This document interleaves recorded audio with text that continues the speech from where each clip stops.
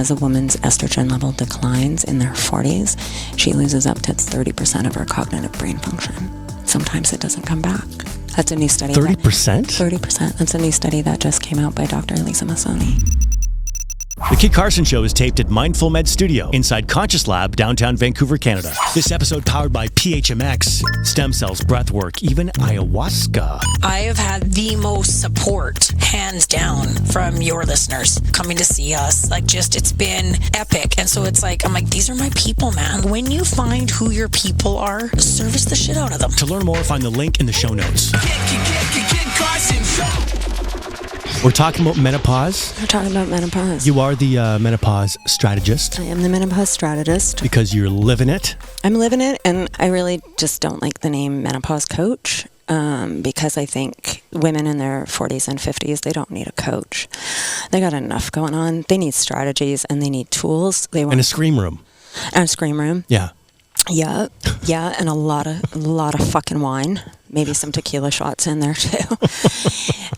They need strategies. So, like, I'm a very to the point person, and it's like you're either going to thrive in this period of your life, which is 15 to 20 years. It's not like you all of a sudden had some symptoms and some hot flashes and then your period ends and like, whoops, okay, I'm back to normal. Woohoo. No, you're wrong. How would you explain this to, just up before we started recording, mm-hmm. You said, okay, I'm going on Kid Show. Going on Kid's Show. I'm going on Kid Show. How do I explain like menopause? To a dude. To a dude. To a dude. I'll be the dude. You're the dude. I'll be the bumbling idiot who has no idea what's going on. So for men that have kids, okay, you remember when your wife was pregnant, okay? So she had food cravings. She didn't sleep. She had wild, crazy mood swings up and down. She'd be crying one minute and screaming the next. She felt fat and out of her body and generally out of control, okay? But you were growing this great, amazing baby, right? So when she was all kind of crazy, generally you were probably pretty patient, right? Of course. Of course. Then you have the baby, and then guess what? You guys don't sleep. So you don't sleep for, 6 months, 9 months, a year. Okay, so now... 2. Yeah, so now you got a woman who is looking after kids and not sleeping and, leaving her toothbrush in the cutlery drawer and those types of things. And same kind of crazy mood swings. She feels fat. She's got all this extra weight sometimes, all those types of things. Okay, take that and magnify it out for 15 years. Awesome. That's what you've got when you've got a girlfriend or wife or sister in her 40s.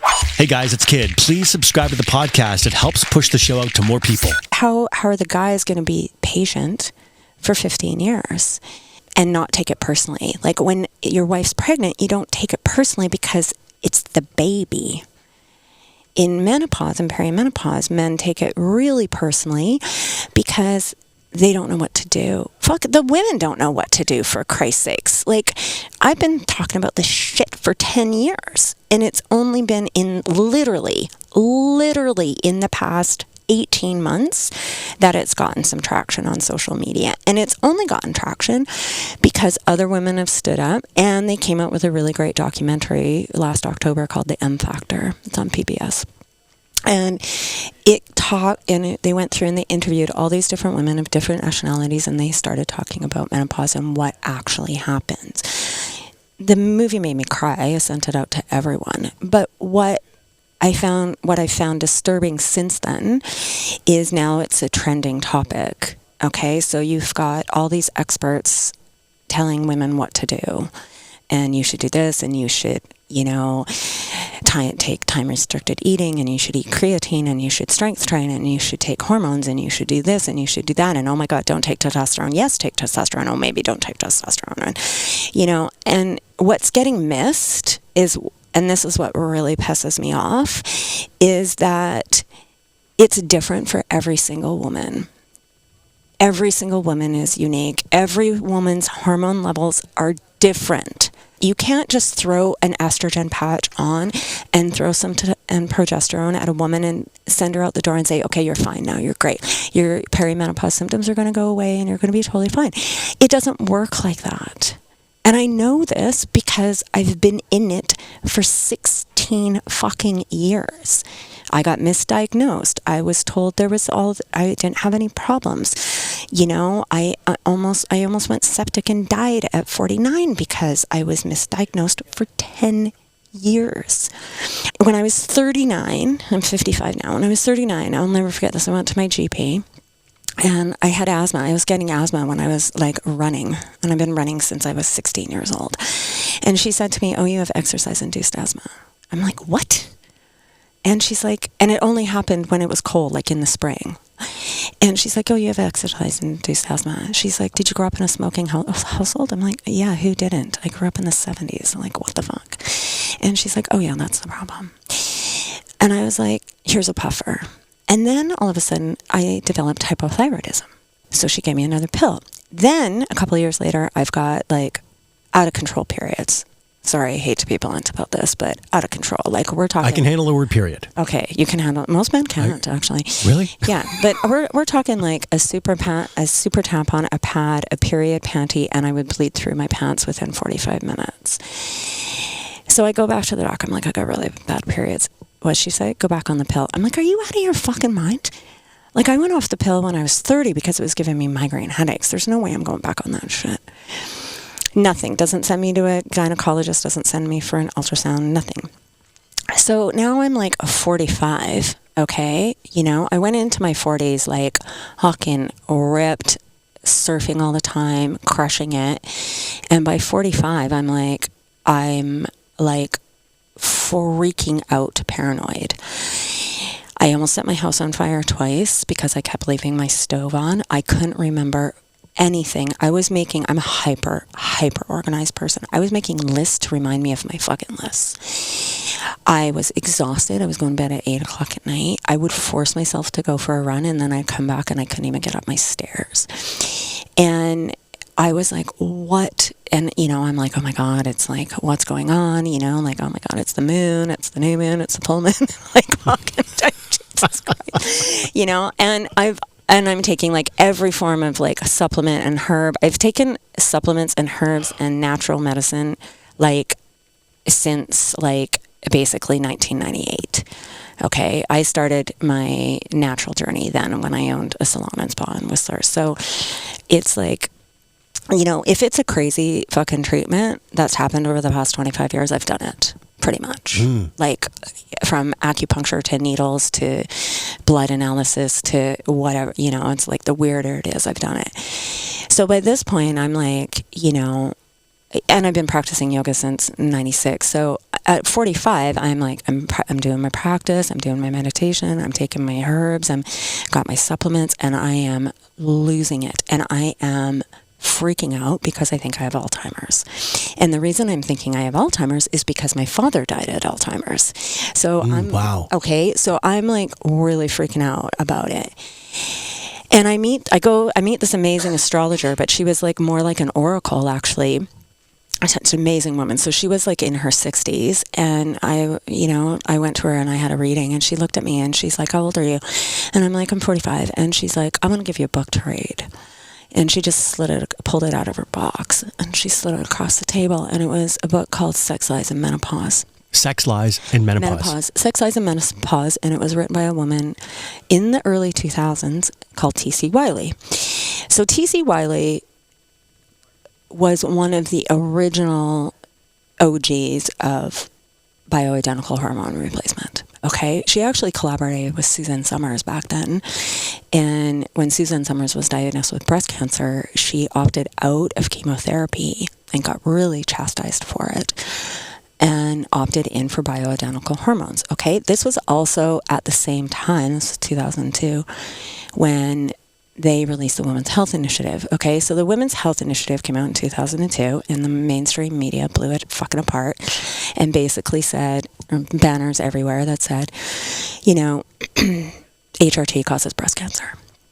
Okay, so at this point... HRT, hormone replacement therapy. Okay, so this was synthetic hormone replacement therapy. Okay, so at this point, there were like millions of women on HRT that were over the age of 40. Okay, and within 6 months, they all got ripped off of it because the doctors and everyone were panicking and they were panicking because supposedly it caused breast cancer.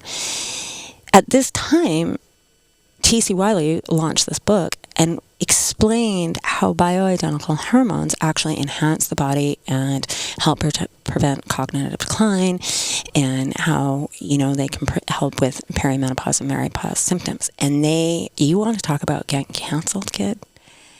This woman got fucking canceled for 20 years. This author of this book. Mm-hmm.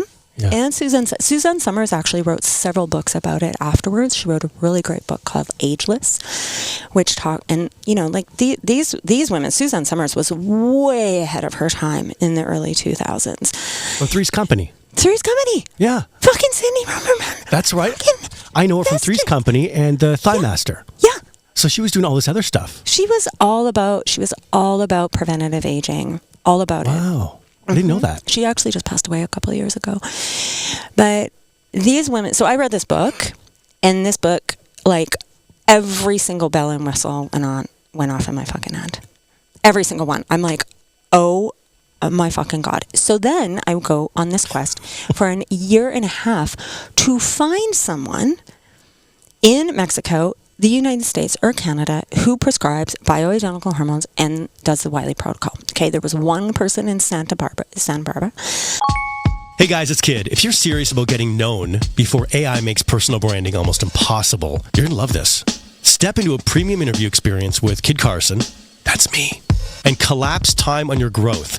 We're going to tap into my network, skyrocket your exposure, and help the world fall in love with you. I really do pride myself on making you shine. That was always my favorite part of my radio days, having a new author in or having a local business owner in and just making them shine. I love getting the big names in here too, don't get me wrong. Joe Dispenza, 50 Cent, Eckhart Tolle. I got to interview Chip Wilson. That's amazing. But I'm also really obsessed with talking to the up-and-comers who know they have a powerful message for the world. So if that's you, go to kidcarson.com/promo. If your message can help this amazing community who listens to this podcast, then, this might just be a great fit. So hope to see you soon. Find the link to find out more in the show notes. And now back to the episode. There was another one in Seattle. There was one woman practitioner in Vancouver who I called. She had a 9-month waiting list. And you had to leave a $600 deposit just to make the appointment. So then I found this other doctor who was actually Canadian, but she had a clinic in Hong Kong.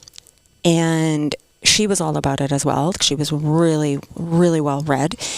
I spent $6,000 to have all a functional blood analysis done. Okay, so this is 11 years ago. Functional blood analysis is really fucking common now, but back then, she had to send all my blood work to Hong Kong because she couldn't even run those tests in Canada. Like you're not allowed to?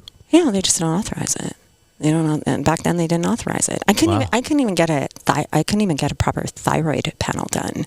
I could only get my TSH run. I went in multiple times. And I was like, I want to look at my T3 and my T4, and no, you can't do that. You can only have your TSH done. If it comes back weird, then we'll run it. It's like, what the fuck? So she sent off all my markers. There's a lot of what the fuck, I know. And so $6,000 later, it turns out I was completely deficient in testosterone. I was deficient in B12. I was super low in progesterone. So and at that time she could get bioidentical hormones compounded at Pure Pharmacy. So it was costing me about $350 a month. So, and I would have paid millions because within 4 weeks, my memory is back. I could remember my shopping list without looking at it. I was back running. I was back surfing. My brain fog was gone. I didn't feel like I was going crazy. And you weren't setting your house on fire? I wasn't setting my house on fire. And my anxiety level was so much better because I was so fucking stressed out because I thought I had dementia. So, but the only thing that really, it got a little bit better. The only thing that didn't really change was my periods. They still were really, really, really heavy. I still didn't get sent. I finally got sent for an ultrasound, and they were like, oh, you got fibroids. They didn't say, well, we can take them out. You maybe have a hysterectomy. Nothing. They just said, okay, just kind of deal with it, because, you know, and at this point, the only doctor, the one that sent my stuff to Hong Kong, she was the only one who acknowledged that I was in perimenopause. That was it. My regular DHP, she didn't even like blink an eye. Nothing. And I actually said to her when I got that, I'm like, do you think maybe I'm like in perimenopause? She's like, oh, well, just kind of deal with it, and you're going to bleed for a couple more years, and then you'll stop when you go through menopause. I was like, really? Okay, great. In the meantime, I'm like getting so many helpful people. In the meantime, I'm completely anemic, and I'm getting like iron shots in my fucking ass because I have no iron levels. I still have bruises on my ass to this day from them. And, you know, and I'm still trying to, like, I'm doing everything I fucking can, but I am exhausted. Like, I'm still exhausted. I'm losing so much blood every month. Like, it was to the point, like, where my girlfriend and I were in Guadalajara, and we were driving back, and we were listening to this podcast about vaginal steaming. And I went and I bought all these like herbs and everything, and my boyfriend made me a vaginal steaming pot, and I would sit on this chair and literally with hot water and herbs and steam my vag to calm down the cramps, the pain, and everything. Like, this is how, like, it was so debilitating. And did that work? Yeah, it actually did. It helped us a fucking shit ton. It did. It, like, as far as like the cramps and the pain and everything, it didn't really help with the bleeding, but the pain it did, and it feels great. But that's a whole other topic. Well, I was going to say I'm imagining it, but vaginal steaming. That's quite the mental gymnastics for me to imagine steaming my vagina. I know, it's great. You know. And so then, so then life kicks in, right? And, I end up, like, one of my very best friends, like my brother, he dies. I go through this really shitty fucking narcissistic relationship. I'm renovating my house in Mexico, and it's like the perfect storm. I get on the plane and go back to Mexico, close the deal on my house, and I start bleeding on the plane. And I bled for 12 days. And I ended up with this amazing gynecologist in Mexico who saved my life. And I ended up going through 2 surgeries and having emergency hysterectomy and being in the hospital for 5 days. And I was literally like 24 hours away from going septic and dying. Mm-hmm. And it was actually my really good buddy who was a nurse at Lionsgate who took my blood work to a doctor there. And he called me up and he's like, get the hysterectomy down there because you can't get on a plane and fly back, because if you do, you probably won't make it. And he's like, even if I pick you up at the airport and we go right to VGH, you'll be 48 hours in emerge before you get in. Oh, wow.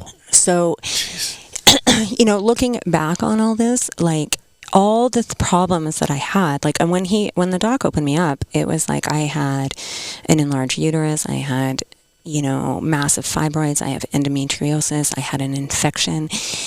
All of these things had started in my 30s.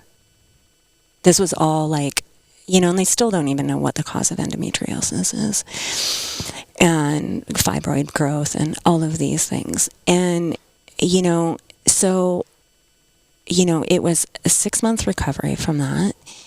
But it was amazing because it was the first time in my life I actually had normal iron levels. And I remember the day that I wasn't asleep at 8 o'clock at night and cleaning my house and going, oh my God, this is what normal people feel like. Mm. And by that point, I had found a really amazing bioidentical hormone doctor in Mexico. And she was like on point, and she changed up my thyroid medication, and at that point, she got me on estrogen and progesterone and testosterone in proper balance because I didn't have a uterus anymore. So I kind of rolled through. But what happened was, again, you get better, you get worse. Your hormones again change, and life happened, and COVID happened, and, I moved countries, and, and all of a sudden, like, I'm in a super stressful job, and I'm, like, not paying attention to my diet, and I'm eating not correctly, and I'm not exercising as much. And all of a sudden, I turn around one day, I look in the mirror, and I'm like, who's the, like, old fat lady? Like, what happened there? Like, where did all this belly fat come from? And I was just like, I just looked at myself and I'm like, I can't do this. Like, I've been surfing for 15 years. Like, I can't be on a beach in a bikini and look like this. Like, I was like, what the fuck? So I reeled it all in and I went back to like my 80-day obsession program and I monitored my food and I worked out and fucking killed myself for 80 days and it got a little bit better, but not really. And then I was like, I got to do something. So then I went and had plastic surgery because I had all these like torn ab muscles and my C-section was all fucked up because I had been on the table for so long. So I went and did that. Now that really fucked me up because then it was another 6 months of recovery. And it was then that I went down, I was stuck in Mexico in the summer and I couldn't go anywhere. I couldn't do anything. I went down like this rabbit hole. Like I took my health and wellness coaching course. I studied everything I possibly could about hormones. I looked at diet and all the different types of nutrition and why they work and how they work and what works and what doesn't. And I realized that it's not just about the hormones. It's about how a woman exercises through her 40s and 50s. It's about how she eats and what she eats. The biggest thing is any woman that grew up in the 70s or 80s, any of us, we were told skinny is beautiful. And how do you get skinny? You don't fucking eat. Right. You don't fucking eat. Okay? Great advice. Right? It's great. And, so women, and women, like in my age bracket, they don't eat. If they do eat, they're terrified to eat a carbohydrate. God fucking help them if they have a piece of bread. Okay? And, and they don't eat, and generally they don't eat in the morning. And they run on coffee. Like my girlfriend and I, we do these menopause retreats. Her name's Shanti. She's fucking amazing. We did an avatar of our, we call her Fire Felicia. And Fire Felicia is our menopause client. And this is Felicia's day. She goes to bed at 11 o'clock at night after she's had like 3 to 4 glasses of wine. She doesn't really sleep. She wakes up at 4 o'clock in the morning. Her brain's like going a million miles an hour. And then she's having anxiety because she can't get back to sleep. Then she wakes up at 6. She's super, super motherfucking tired. So she pounds a couple cups of coffee. She doesn't really eat anything. She tries to get a workout in, but it's kind of half-assed. Then she's got to get her kids out the door and make their lunches and do all that type of shit. And then she's got to get ready and get to work. She gets to work. She shoves some food down her throat, has another cup of coffee, and goes into her meetings because her Google Calendar is color coordinated like it's out of control. Halfway through the day, like maybe 3 or 4 o'clock, she might throw a salad down her throat, maybe some protein if she's lucky. Has another cup of coffee because she's exhausted and her brain's not functioning because she's got so much brain fog. She can't remember names of people that she's supposed to be having meetings with. She can't remember. She'll miss things in the middle of her sentence. She's like an executive. She needs to be on point, but she's not.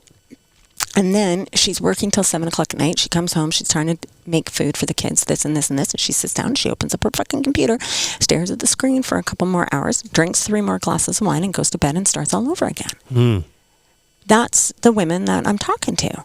Hey, it's Kid. So, listen, you've probably seen a couple of YouTube videos or whatever about microdosing and how it can cure all these amazing things. Most companies aren't living up to it. MindfulMEDS is. When I discovered them, my mind was blown. I knew I had to partner with them. So if you're stressed, a little bit of anxiety, I don't know, maybe you're depressed. You got some things going on, man. This could change everything for you. MindfulMEDS gives you the blends with lab-tested psilocybin, natural clarity. This is the most premium microdose you can get. They also have functional mushrooms that don't have any psilocybin in them. It's about finding out what's right for you. Go to their website, take their 3-minute quiz at mindfulmeds.io. I'll get the link in the show notes. Finally available in the U.S. Save 15% off anything in the MindfulMEDS shop by using promo code Kid Carson. Even my girlfriend that I went and stayed with last night, she drove me here today, and I'm looking at her Google Calendar, and I was like, Michelle, why aren't you having any breakfast this morning? She's like, I don't like to eat in the morning. I'm like, you don't have a choice anymore, babe. You're 52. I don't give a shit if you don't like to eat. Here's some protein powder. Put it in your coffee. You need some protein, babe. Because women are different than men. Men can get up in the morning and they cannot eat anything, and their body will provide themselves what they need, and they can go and work out. A woman can't do that. We need to get up. Our cortisol level rises as soon as we get up in the morning. We need to have some form of food, or it just keeps spiking, right? And if your cortisol level if you're a woman, generally, if you're a woman and you're 47 years old, I can pretty much guarantee you're running solely on, your hormones are out of whack and you're solely running on cortisol.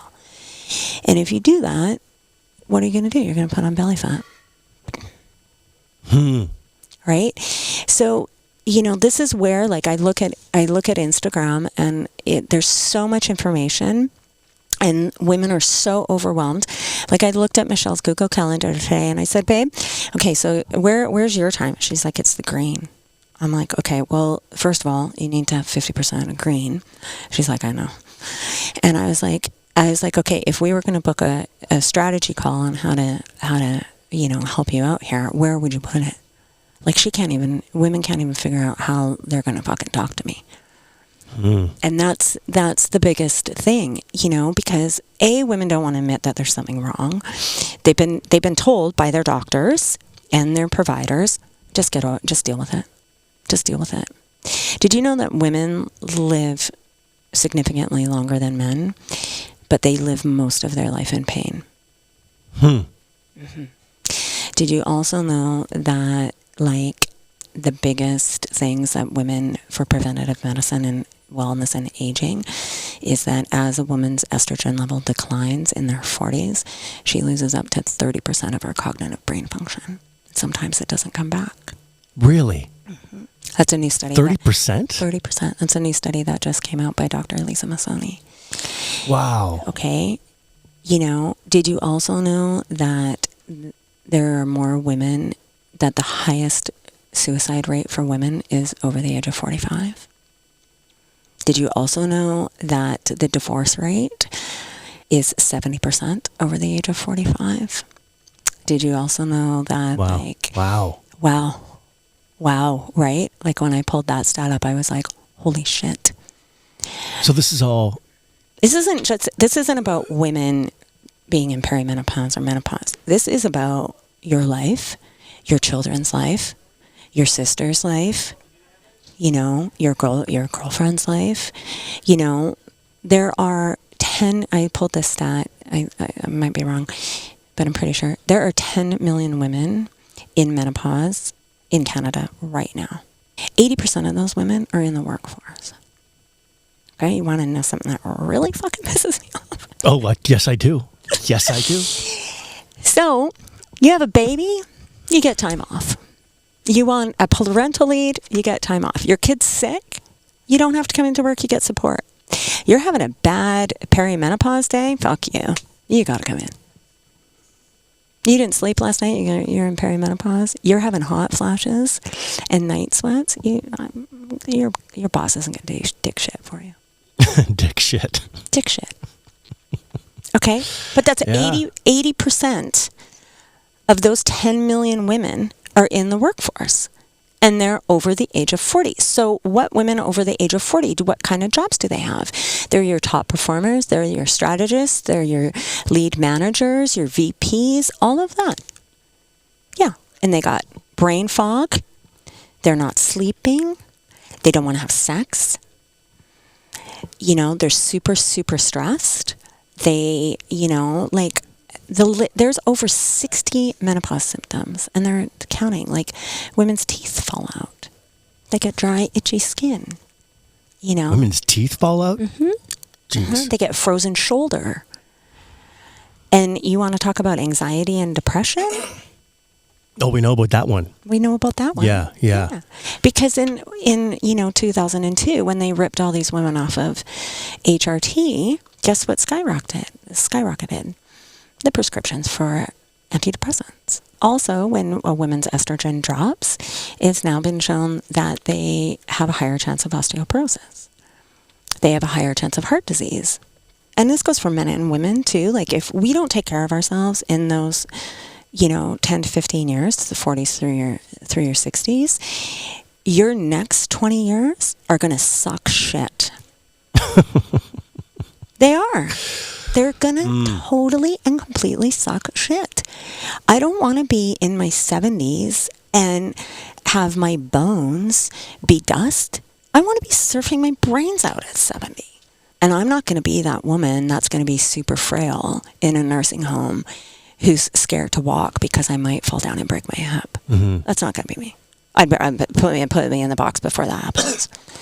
Not to derail the flow we got going on here, but I'm asking myself, okay, before there was hormone therapy, like I'm thinking like thousands of years, Yeah. like what was just the natural? Women died.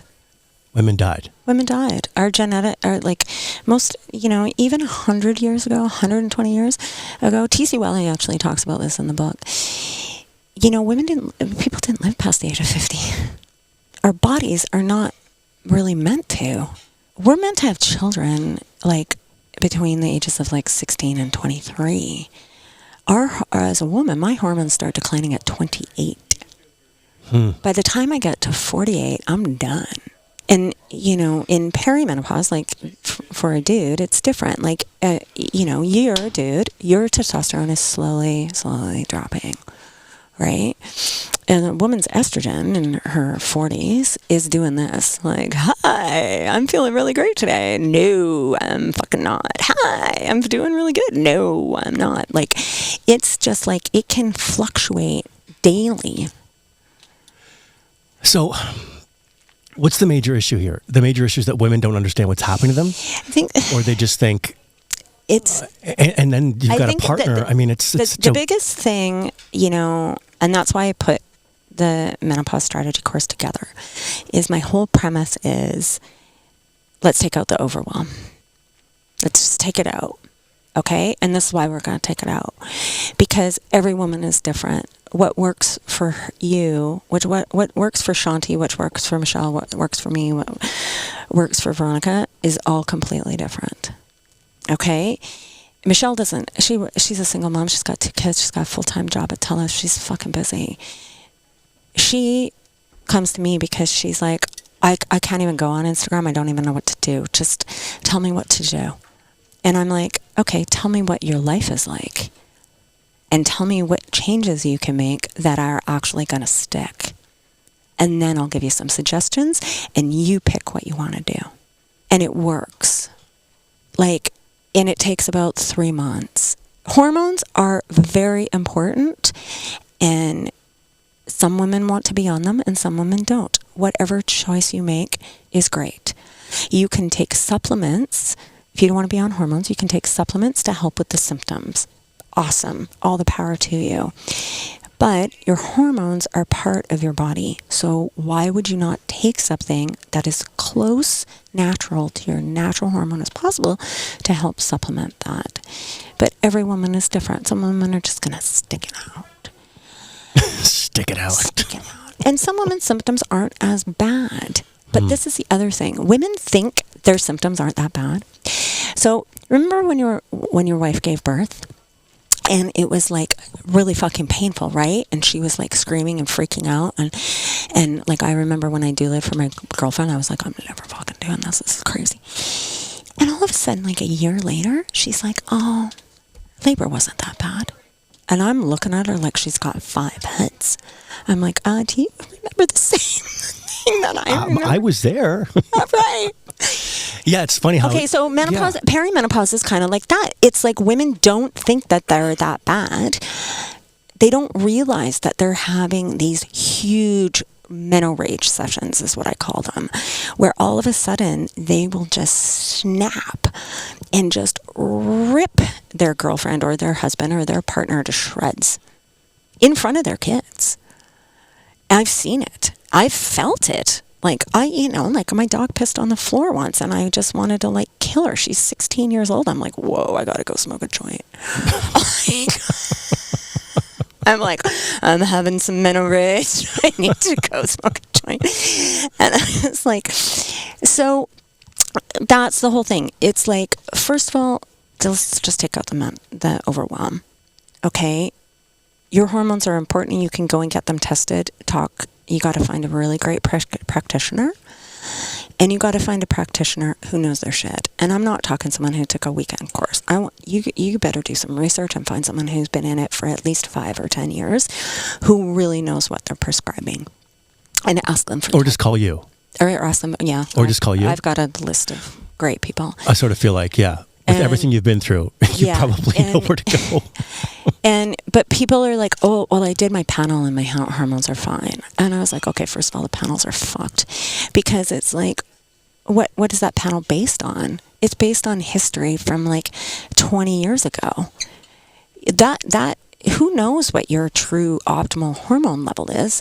My girlfriends that I surf with that are in their 30s, they've all gone and got their hormone panel done. And I'm like, you keep that knowledge, because your hormones are optimal right now, because you haven't started your perimenopause. So when you start, you know what you want to go back to. Oh, that's a good point. Right? I wish I had done that, but it wasn't available then. So it's like, if you're 35, go and get your fucking hormone panel done. Like, everyone should do that. Everyone, we should all be getting our hormones tested. That's because when you get older and things start to get all weird. Functional blood analysis, that's what it's all about. Yeah. Okay, because then you can say, okay, this is what I was when I felt great. And I was 32. Exactly. Exactly. But the reason I started the program is because there is light at the end of the tunnel. And you don't actually even have to make it to the end of the tunnel. You can fucking kick ass through your 40s and 50s and thrive. Like I've got some friends that, they went through it, they've gone through it, they got on some hormones, they started looking after their diet, their strength training, and these women are literally changing the world and kicking ass. Because it's like, you finally get to the point where you actually stand in your power. And there's a big thing about that. And to be honest, like when your hormones are more balanced and you're a little bit older, you just have less fucks to give. Like, it's different.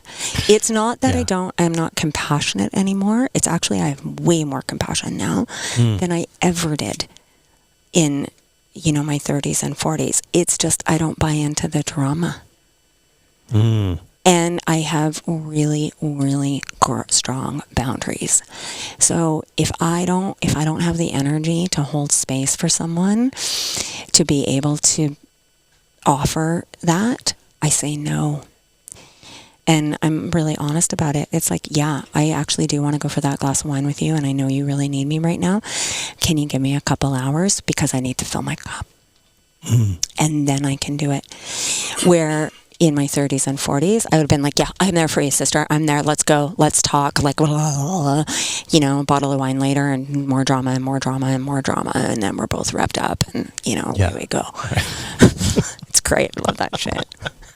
Hey, it's Kid. First of all, I'm so grateful you're here listening to this episode. I'd love to be able to share announcements with you, events, things coming up. Please join my email list from kidcarson.com. What's the worst piece of advice women are getting? So there's still some practitioners who say, well, you're not in perimenopause. You don't in perimenopause. You don't need any hormones. This is a good one. Your periods are still regular. You're fine. That's the one I hear a lot. I'm like, well, you know what? My periods were regular for 10 years. And I was in perimenopause. So you just got to keep digging. I think being like, how do you know? Maybe you are just married to an idiot. Maybe you just are married to an idiot. I mean, I think the biggest thing is a woman needs to be aware of what the symptoms are. If you have a partner, your partner has to be aware of what those symptoms are, and you have to be open to talking about it. I think the biggest thing for guys, and I've had this question a lot. I had it last night with my buddy Todd, is, who is in a really great relationship right now. But again, he lost a long-term marriage because his wife was definitely in perimenopause and she had it really bad. And I got another friend in Hong Kong. He's going through it with his wife. She won't even talk about it. And the guys have to understand that this is something that is absolutely going to happen. They're not going to beat it. if you go and you talk to your buddies and be like, hey, is your girlfriend and wife in perimenopause? Oh, no, she's fine. She's got it under control. Or she's on hormones. She's got it under control. He's lying. He's not paying attention. Okay? She doesn't. And it's not personal. Like, if she's pissed off at you, it's not personal. If she doesn't want to have sex with you, it's not personal. It's because she has no sex drive. And sex is one of the biggest issues. Like, I would give them the top 5, right? There's top 5. And everyone knows, like, hot flashes and night sweats, okay? Brain fog and memory loss, body aches and pains, weight gain, and sex. Okay? So, luckily I never had the sex thing, but I have very good friends who have had, and it's awful. So there's 2 components. One, a woman just doesn't have any sex drive. So I explain this. So here's an analogy for you. Okay, so kid, you're in the shower, okay? And you're thinking something super hot, and you're like, spanking the monkey there. And it's going really well. And all of a sudden, nothing. No orgasm, no ejaculation, nothing. It just dies. So what a sad story. You finish the shower, and you go out and take your kids to school, and away you go. Nothing. You see a hot chick walking down the beach, and you're just like, yeah. Nothing. Okay? So that's one component. The second... Sounds like the start of a horror movie. I know, right? The second component is your horror movie, is dry vag. Dry vagina. Okay? So I explain it to guys this way. Okay? So, everyone always talks about, like, when they had gonorrhea and they, like, pissed razor blades. Okay? Or you had a really, really bad jock itch. Okay? So imagine that, except it's on the outside of your dick. Okay? It's super dry, super painful, and every time you want to have sex, it's like 1,000 needles going into your dick right now. Your face is just, like, terrified. Yeah, let me get the camera on it. That's what it's like for a woman to have sex with dry vagina. And no amount of lube is going to help this. Okay? Because the skin, the estrogen... Not even coconut oil? Not even coconut oil, babe. Oh, because the vagina doesn't have enough estrogen, so the skin is really, really thin, and it's really, really painful. So it's like... And it is completely fixable. That's what vaginal estrogen is for. The other third component... Oh, there's a special estrogen just for vagina. Just for the vaginas. So you have a woman who's been married, who loves her husband, who really, really wants to have sex with him, okay? But she's just not really into it. And then when she does have sex, it kills her. And what does she say? Oh, sorry, babe, it hurts. She doesn't say it hurts like 1,000 needles going into your penis. Right? Or the bonus, you get chronic UTIs from having sex. So not only do you not want to have sex, you're not into it, then it feels like shit, and then you get a UTI. And that's all because of estrogen. Wow. Right? Sounds awesome. What happens to your relationship when you stop having sex with your partner? There are many benefits for a woman having orgasms. Okay, it's a stress reliever. It's this. I did a 30-day orgasm challenge 10 years ago and recorded it all. So, you recorded it? Well, we recorded all the improvements. Okay. Right? So it's like, you got to look at it as like a society thing. You've got, 10 million women going through some form of this, just in Canada. Okay? And the guys are like, she's fine. My wife just doesn't want to have sex with me. Or, the spark's gone out of our relationship. Or this and this and this. Okay, so what did you do when your wife didn't want to have sex with you when she was pregnant? You still had intimacy. You laid down with her. You rubbed her belly. You talked to her. Maybe you had a bath together. You did all of these things. Lo and behold, we can each individually have orgasms without having penetration. Think out of the box, boys. Okay? She needs that. If she's having mental rage and she's freaking out one minute and crying the next, she needs emotional support and needs to be hugged, even though, she's just been a raging bitch to you. And if you wrap her up and just say, hey, baby, you're just having a moment, it'll be fine, because that's what you would say to her if she was pregnant, right? Or if she can't find her shit, like her phone, her keys, her eyeglasses, her purse, her this, at the end of the night, walk around the house and pick up all her shit and put it in one central place so she can see where it is in the morning. And how common is this? Oh, so common. It's happening to most women? Most women. It's varying degrees of severity. It's varying degrees for sure. Some women have it really bad, but the biggest thing is let's take out the overwhelm for both men and women. The second thing is women really have to understand that this is a 15-year journey. And even if you go on hormone replacement, those hormones are going to change every year, probably a couple times a year. And it's up to you to make sure that you monitor your symptoms and your script. Is that because your body's adjusting? Your body's adjusting. Yeah. Your stress level changes. My hormones change in the seasons. It took me a couple of years to figure that one out. But in the summer, I need way more testosterone because I'm in a super hot, humid climate, and I work out way more in the summer, so I'm just burning through my testosterone. And then in the winter, I need more estrogen, right? And I got to drop down on the testosterone. So you do need to monitor your levels, and it takes, I always say when people go on HRT, if you have a really good practitioner, you should be checking in with that practitioner every month for the first 3 months, and be prepared that your script will probably change 2 to 3 times in the first year until you find it optimal. Okay? The other thing is that the hormones are just one component. So you can start, they're like the kickstart. They're like, okay, I feel like shit. I'm going to go take some hormones. Great, I feel awesome. It's not the be all end all, because that's when you will really need to look at what is happening with your nutrition and what's happening with your exercise and how you're managing your stress. The first component, the first pillar I always say is sleep, because if you're not sleeping, the rest of your life is fucked. Yeah. Your health and wellness is a full-time fucking job. If you don't go to the gym and take care of yourself, or you don't eat properly, how is the fallout on that on the rest of your life?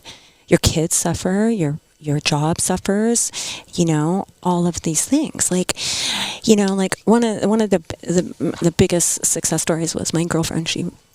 She had it really bad. She gained a whole bunch of belly fat. She had no interest in sex.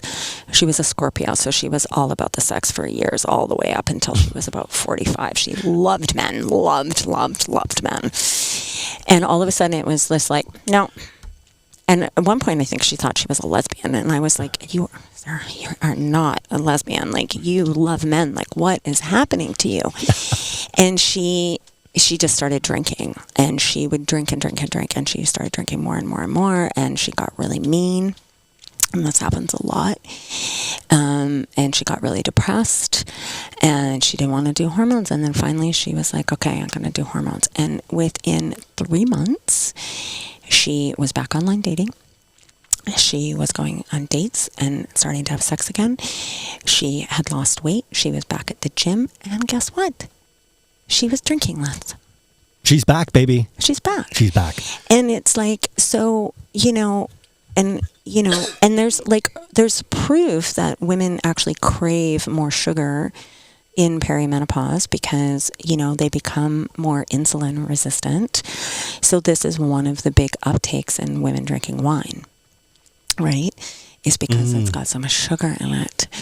So there's all these kind of pitfalls. It's like our avatar Felicia, it's just like this vicious fucking circle.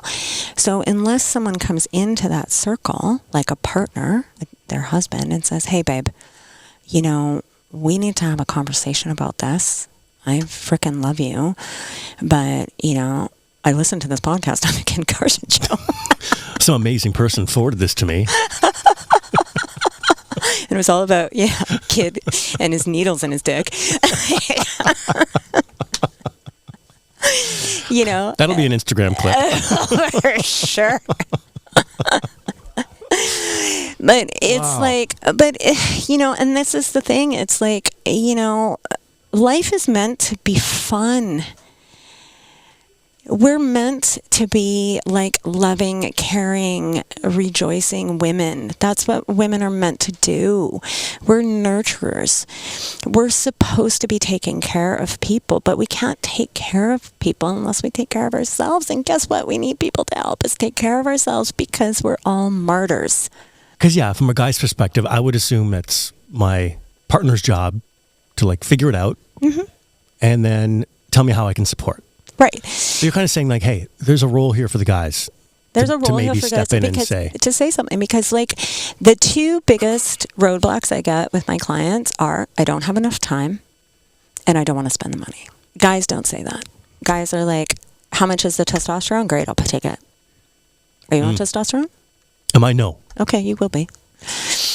I've had conversations with like friends who've done it. Okay, but it's like, but you'll have no problem paying for it. Women are like, oh my God, I can't spend $100 a month on hormone replacement. I'm like, really? You spend, you know, $400 a month on wine. Yeah, and Starbucks. And $100 a month at Starbucks. Yeah, that's the biggest one. I don't have the money and I don't have the time. And because they're so overwhelmed, it's like this little like kind of push like every week. I'm like, are you ready for that call yet? Are you ready? Did you make notes in your journal? You know, once they start to see improvement, like around the 4-week mark, then they're in. Yeah, they're like, wow. Then they're like, can I book my next, 6 sessions in advance? Yeah. There must also just be this thing with women always putting everyone else before them. Mm-hmm. They're always caring for the partner, the kids, the partner, the kids. Yeah. They don't really naturally make themselves a priority for whatever reason, which is not cool. They will put their kid in dance. They will buy their kid whatever that kid wants, and they will not put themselves on hormones. Or constantly caring for other people. Mm-hmm. This was a great one. Okay, so I had this awesome client, and she was a single mom. She's a single mom. She's like 47. She's got an 8-year-old. So she had her daughter late. She is on hormone replacement. She owns her own business, and she's doing it all. Okay? And when she first started coming to me, she thought she was bipolar. And I was like, I really don't think you're bipolar. Let's just take a look at, your hormones are pretty good, but let's take a look at your lifestyle. She wasn't sleeping. She was like on her screen or on her iPad or phone scrolling until like 11, 12 o'clock at night. Then, then her circadian rhythm is fucked up. So she's waking up at 4 o'clock in the morning, then she can't get back to sleep, and, she's Felicia. And so we put together a sleep ritual for her, and she had to pick a time every night where she would go off her devices, and that was generally 2 hours before she was supposed to go to sleep. And then she had to go for a walk, she had to have a bath or a shower, and read a book.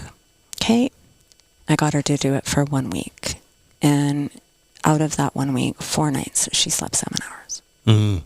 Okay, so it's simple things. And she was also sleeping in the same bed with her dogs and her daughter and this and this and this. I was like, okay, look, get some really long pillows and put a pillow wall between the two of you so that you have your own space, okay? And start sleeping naked, because you're hot, you're having night sweats. So you need to like cool your room down. Get the dog to sleep with the kid, because the dog's going to get you too hot. Like, it was all these things, right? And, so as we go through the program, everyone kind of falls off and then gets back on it. But the best one was, she comes in like 6 weeks later, she goes, you know what my daughter said to me today? And I'm like, no, she goes, Mommy, you haven't been really great the past couple of days. I think we need to do the sleep ritual. Oh, wow. 8-year-old. And I started laughing. I was like, out of the mouths of babes. Yeah. Yeah. Wow. So she's like, you know what, sweetie, you're right. Because they had broken their sleep ritual. And all of a sudden, Mommy's grumpy. So they went back to their sleep ritual. Yeah. Yeah. So once the sleep turns around, and it can turn around actually pretty quick, then we generally work on nutrition and exercise, whatever the woman wants to do first. Okay. And you do this before you move into HRT?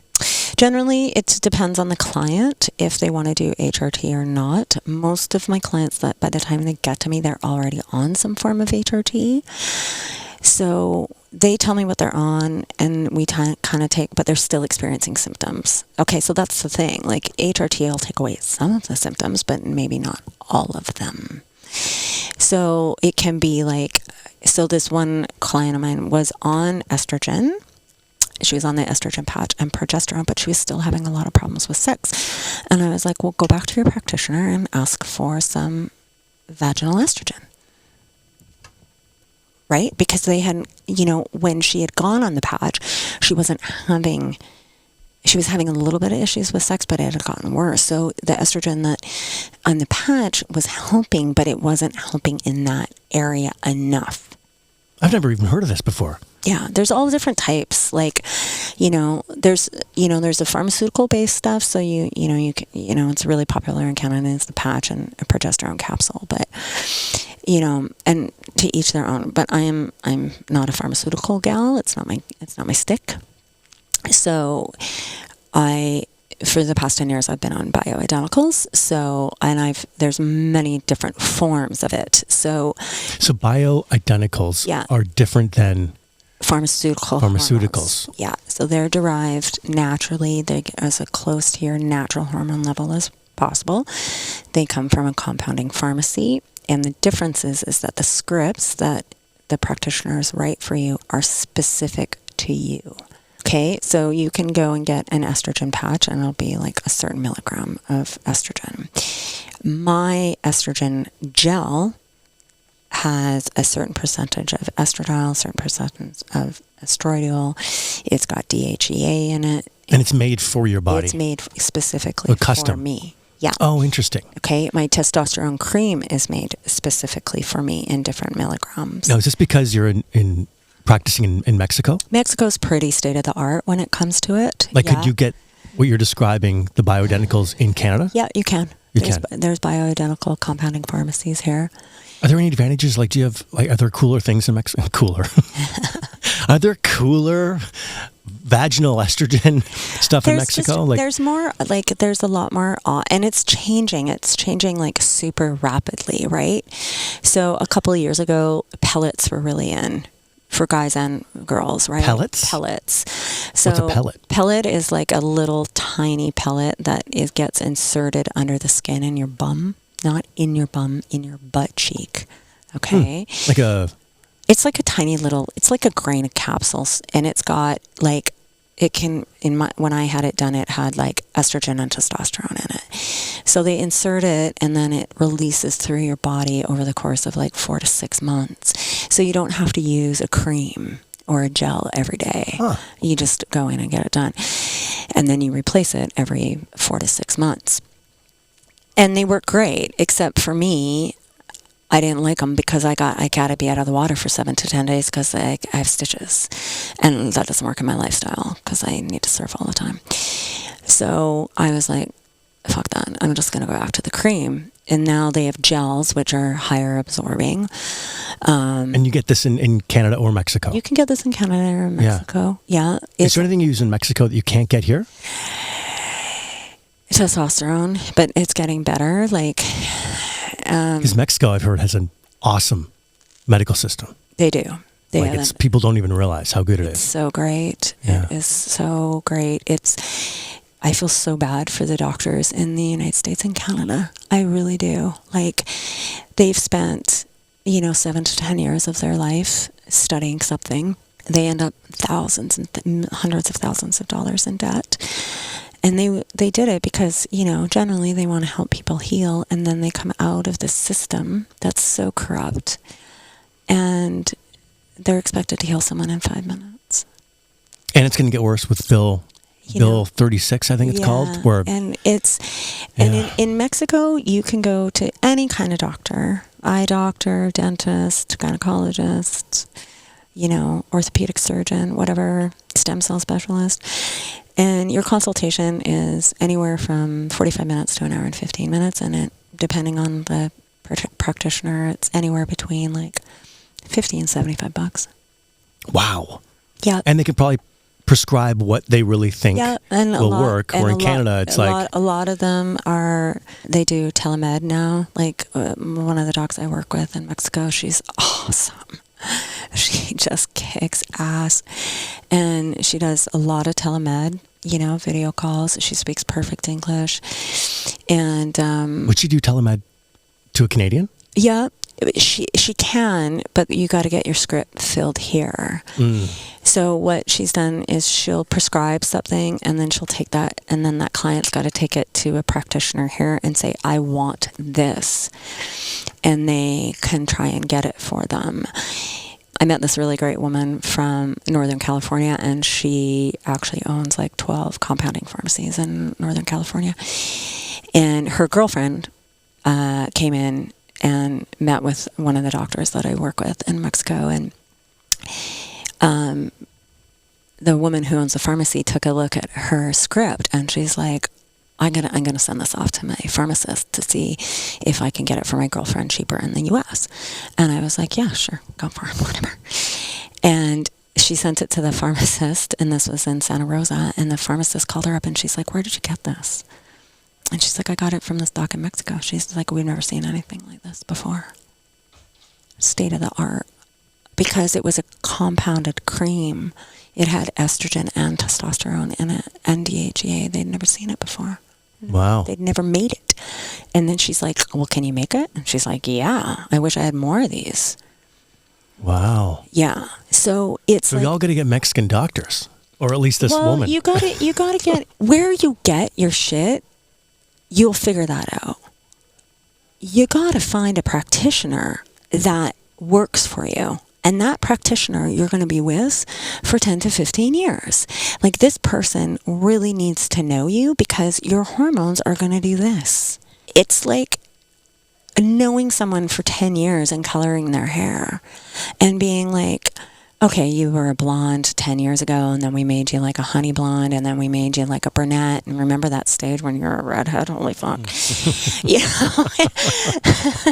It's like you need to build a rapport with this person because this person has to go back through your history and be like, okay, well, 7 years ago we had you on, 7 milligrams of testosterone and you were doing really good with it. But now, you're on 10 milligrams of testosterone and it's not really working for you. So, let's look at what else is going on in your life. Like, are you strength training? Have you increased your fucking workouts? Is your stress level higher? Like, what is affecting the fact that the same amount of testosterone that you were taking 7 years ago is now different, right? And that's where having an amazing rapport with a practitioner is super, super important. But the most important thing is the woman is responsible for their own health. So it's like, if you're going to go on hormones, it's your responsibility to know what you're on, what you're taking, and when it changes. And what I say to women is, you have a journal. Or you used to have a period app. Everyone's got period apps now. I don't fucking care because I haven't had a period in 6 years. So I'm like, so use your period app, and instead of like, make notes on how you feel.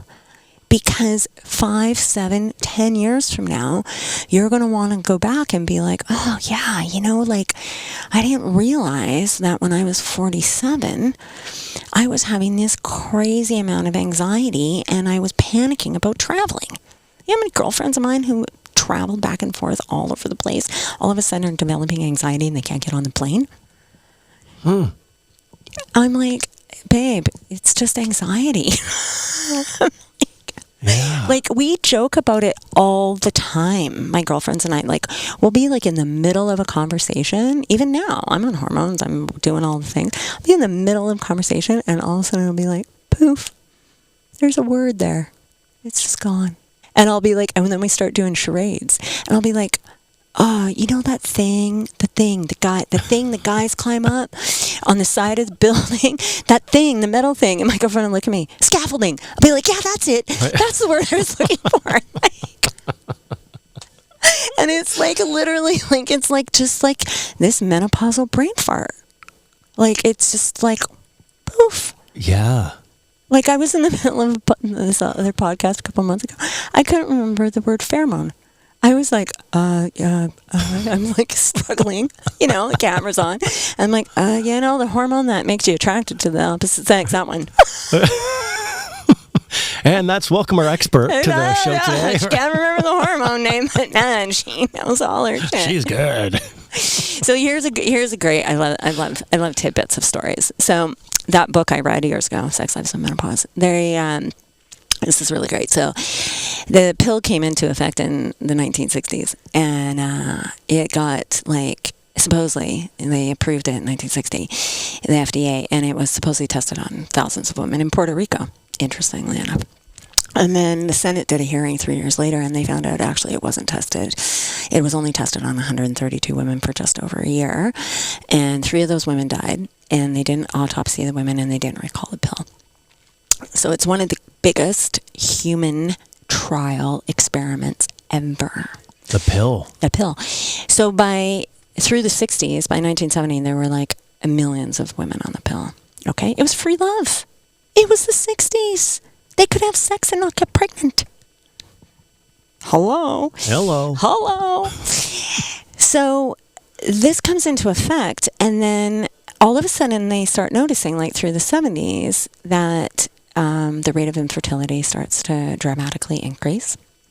And the divorce rate starts to increase by the late 70s, early 80s. So there was this study that they did, and it was to study the genetics of mating. Okay, so we have pheromones, which is your sense of smell, and it's for mating. Okay, so this is why your brother smells gross, but your partner smells really good, even when he's stinky and sweaty, right? Okay, it's like, oh yeah, he smells great. Okay, or your brother's like, ugh, get away from me. And so what they did is they took 2 test groups of women. One group was on the pill, and one group had never been on oral contraception. And they took they fermented sweaty shirts of men in Ziploc bags. And they tracked their genetics, okay? So, interestingly, the group that wasn't on oral contraception, they all picked the shirts of the men of their opposite genetics. Okay? Because this is primal mating, right? You want to mate with the opposite genetics so we don't end up inbred, right? Pretty much. Yeah. We're animals, okay? The test group that were on the pill, they were all skewed. They were all over the map. So then they took a look at this, and they're like, well, maybe this has to do with the rate, why the divorce rate is so high, because maybe we picked the wrong mate. Yeah. Okay.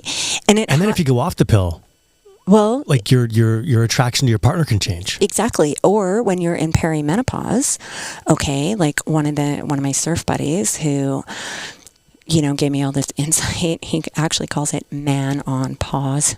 That'll be our next podcast. Right. Man on pause. Man on pause. His wife, they didn't have sex for 10 years. And his story just breaks my fucking heart. He lost a 40-year partner because of menopause. And she couldn't stand the smell of him. She couldn't stand the smell of him. Even if he showered, they couldn't sleep in the same room. She literally, it changed. She just couldn't stand the smell of it. My other girlfriend, she's hysterical. She's like, yeah, I went through the period for 2 years with my husband where I couldn't stand the way he chewed. Yeah.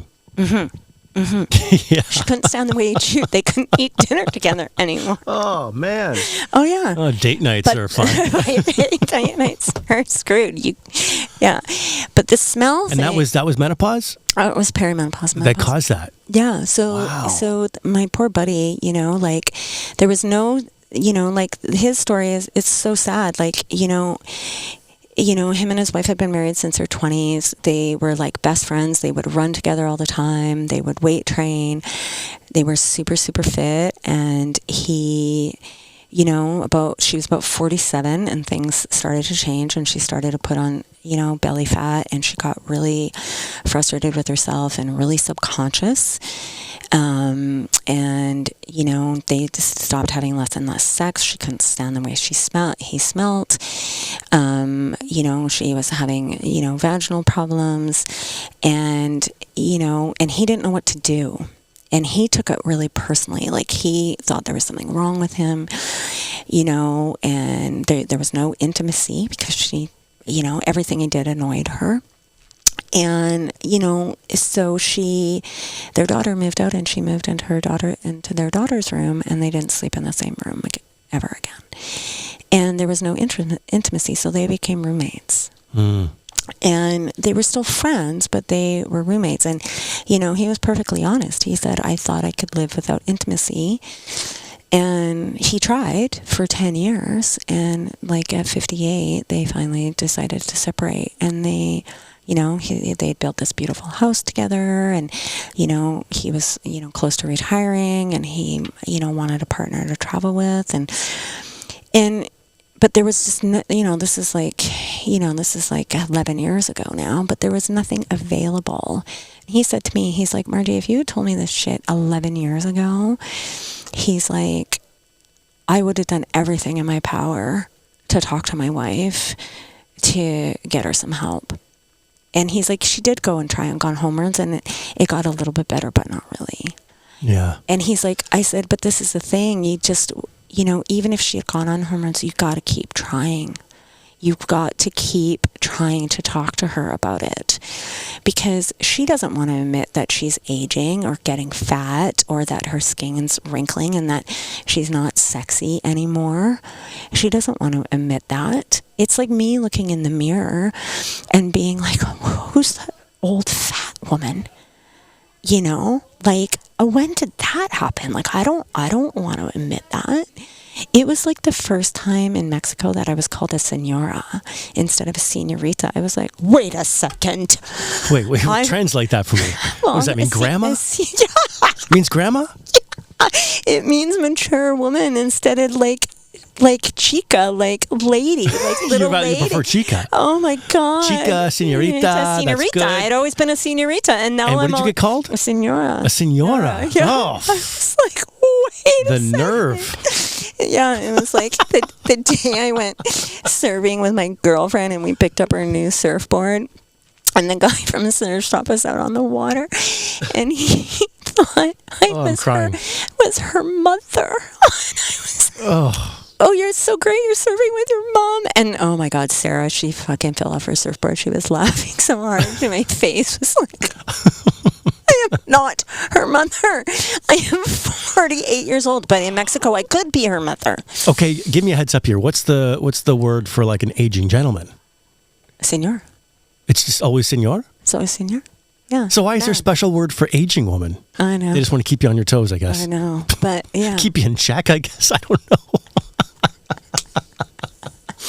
This woman's a little cocky. I'm going to throw her the old... Let's go back to the penis with the needles in it if you really want to get cocky, and let's talk about it. Unbelievable. Yeah, but it's like, you know, it's a serious fucking topic, it's a serious fucking topic, but it is completely manageable. Yeah.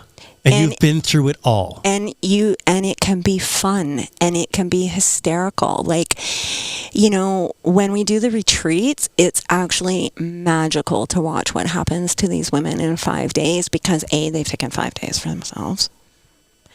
They get a crash course in all of it. You know, what to eat, how to eat, when to eat, how to exercise, you know, and they build like relationships with other women that are going through the same thing. And, you know, I'm super fortunate because I have an amazing group of chicas that I hang out with and we talk about this shit all the time. But, you know, I come from the beauty industry. I've had hair clients for years. We talk about, you know, you tell everything to your hairstylist. So it's no, you know, for me to be able to talk to someone, man or a woman, about, you know, what's happening when we're aging, that's normal. for me. For a lot of women, it's not normal to talk about it. Or like my girlfriends up here that are like slightly isolated because they're single moms and they're working full time and they don't go out, and they got a book to see their girlfriend from high school 3 weeks in or 4 months in advance, and they get like 30-minute coffee talk. They're not getting into it. They're not getting into what's like really bothering them. And so when they go on retreat, they're actually able just to kind of like decompress and be like, okay, yeah, you know what? There is some stuff going on. Yeah. And I need to like really sit down and think about it, because it all, you know, all of this correlates back to mental health. You know, if you're not feeling good in your body temple, you're not going to be feeling good in your mind, you know, and that affects everything. And our society is based on, let's just take a pill and fix it. Mm-hmm. Yeah. And there's no quick fix. You know, like it took me, like after my plastic surgery, it took me 3 years to figure out how to eat properly and how I needed to exercise. And all my exercising, everything I had been doing was completely wrong. You know, I used to run all the time. I surfed all the time. I did tons of yoga. I do yoga once a week now. I still surf, thank God. But now I weight train. And even the weight training that I was doing when I was 47, you know, I was doing like, you know, 3 sets of 10. I was using 10 or 12 pounds. Now I'm doing, you know, 2 sets of 8, and I'm doing 25 pounds. It's changed, you know, and I'm not stressing my body as much, like, because there's a real fine line. Like I want to stress my body so I'm building my muscle, but I don't want to over stress my body because I don't want to spike my cortisol. And that's the difference. Like I'll do a HIIT workout, but it's a way different HIIT workout. And my girlfriend Shanti, she's on it. She's like, her Instagram is all about like quick fixes on how to eat, how much protein to eat, how to train, how to do this. Like she's like me, she's 52. She's been at this 20 years. And it's what she does. She's passionate about it. She's figured it out. And her and I do the retreats together. So it's like real women just talking to real women and being like, here you go. What do you need to know? What's going to work for you? What tool do you need out of this box? So if someone wants to work with you, do they need to fly to Mexico, or do you do Zoom? Or, I mean, the retreats, obviously, that's the ultimate thing to do. Yeah. And we just book a video call, and it's 30 minutes. And it's like, tell me what you want. And I'm going to tell you whether or not I'm the right person for you. Yeah. You know, that is what it is. Can I help you? Maybe. Are you willing to do the work? Yeah, you are? Okay, great. Then I'll work with you. And then it's once a week for 12 weeks to kind of get you going. And then you decide after that whether or not you want to keep checking in. Some women check in twice a month after that. It depends what's going on in their life. Some women are good after 12 weeks, but they come back later and they're like, I need a little kickstart. And I'll be like, okay. So it just totally and completely depends. But you know, I'm not going to say, yeah, I'm going to take you on and I'm going to fix your life. I'm not that person. You know, I'll give you some suggestions. I'll give you some suggestions that I think might work for you. It's up to you to implement them. You know, I'm going to check in with you and make sure you're implementing them partway through the week and be like, how's it going? How's that sleep ritual? Here's your cheerleader in the background. Well, accountability. Accountability. Changes everything, yeah. You know, like, you know, how's your fucking day? And they'll be like, oh my God, I'm losing it. Okay, calm down. Like, what tool do you have in your box? Like, do you need to take a breather? Do you need 5 minutes and go and hide in the bathroom and put on your meditation music and calm your nervous system down? Then go and do that. That's a way better decision than going and having another cup of coffee. You know, people, they can book online through Instagram and we start there. Okay. And that's the way it goes. You're the best. This was so fun. We're going to get you on testosterone. You're going to get me on testosterone? You think I need it? What are you saying? What are you saying? I'm going to say you're going to have pipes. You're going to be like, where's the gun show? I know. I used to have a little more pipe action. All right, maybe it's time. All right. And that wraps it up. And we're going to fix you too, kid. What? Sex drive. Right. Okay, well, I still got that, thank God. But Thank God. You know, we don't want to lose that. So, hey. No. Okay. No. That'll be a part 2. Thank you. You're welcome. Thanks for having me. If you have any questions about the show, hit me up on Instagram at Kid Carson Official.